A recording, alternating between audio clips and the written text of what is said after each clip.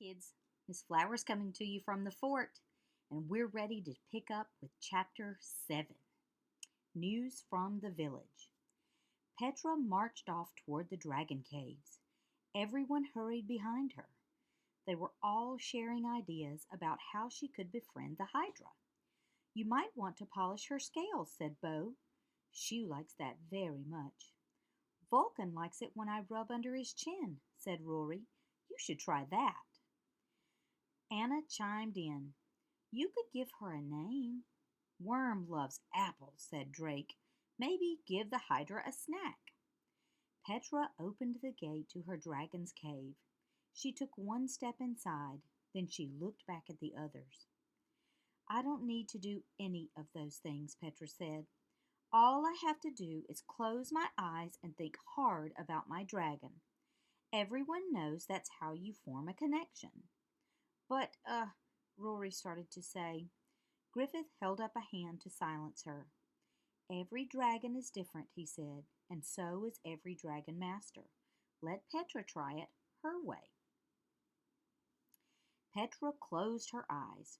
Her dragonstone started to glow pale green. Can you hear the Hydra in your head? Rory asked. I'm trying, snapped Petra.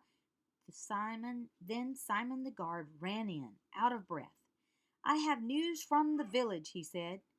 People have turned against the dragons now that King Roland is sick, and they are saying that the dragon should be locked up somewhere far away from the kingdom.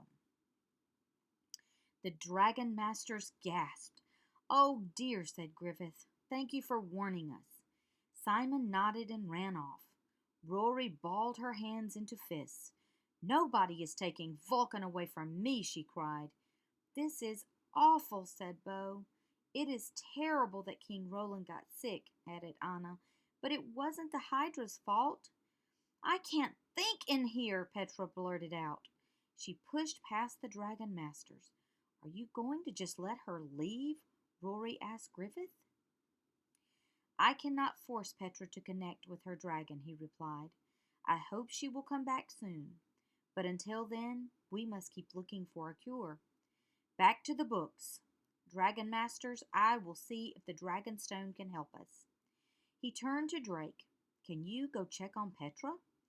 Drake nodded and ran out of the dragon caves. Part of him was angry with Petra, but he was also worried about her. She is far from home, and I'm sure she thinks this is all her fault, he thought. She must feel terrible, especially now that all of our dragons are in danger. Chapter 8. The Truth Comes Out. Drake walked up to the twisty staircase to the tower where the dragon master slept. Petra's door was open. He poked his head inside. Petra, he asked. Petra sat on the edge of the bed, looking down at her lap. What happened to King Roland isn't your fault, Drake said. But it is, she cried. I should have patted the Hydra's heads like you said to calm her down, but I lied and said that I should pet her tails instead. I was afraid. Drake sat down next to her. Afraid of what? I'm terrified of my dragon, Petra admitted. She's got 4 heads and shoots poison. But you're a dragon master, Drake said. You can connect with her. Petra shook her head. How can I connect with her when I can't even touch her? Petra asked. Everybody in my family expects me to be good with dragons like Cosmo was, but I'm not. When I first came here, I was afraid too. Vulcan shot fire at me, Drake said. The dragons were all so big and scary looking, but they're really friendly. I'll show you. Let's go back to the Hydra. Are you sure I won't get hurt? Petra asked. The Hydra only shot poison at the king because she got scared, said Drake. We'll take it nice and slow. And don't forget about your dragonstone. It will help you connect with your dragon. Petra took a deep breath. Okay, I'll try. They went back down to the Hydra's cave. Drake opened the gate. Ask her to come out, he said. Petra faced her dragon. Can you please come out? The Hydra slowly stepped out of her cave. "Now ask her to follow us," said Drake. "Please follow us, Hydra," Petra said. The big green dragon followed Drake and Petra to the training room. The other dragon masters looked up from their books. Drake reached out and gently stroked one of Hydra's heads. "See, she won't hurt you," he said, and he reached out a hand to Petra. "Come on, we can do it together." Petra placed her hand in Drake's.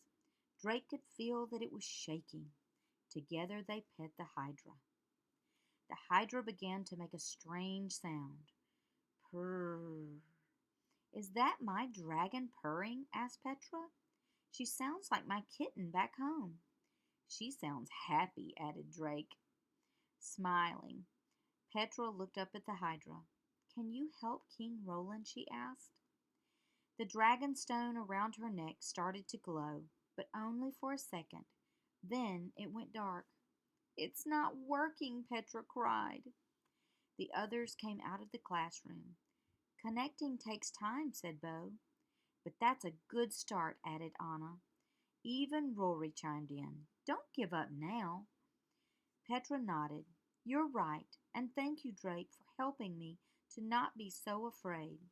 She stroked the Hydra's neck again. Purr, went the Hydra. Petra tried to connect with the Hydra all afternoon, but she didn't have any luck.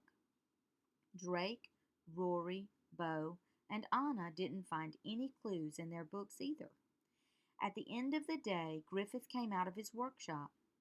"It's late, everyone," Griffith said. "Time to get some sleep." "But what about the king?" Anna asked. "He is still sick with a fever," Griffith replied. "I will keep trying to find an answer."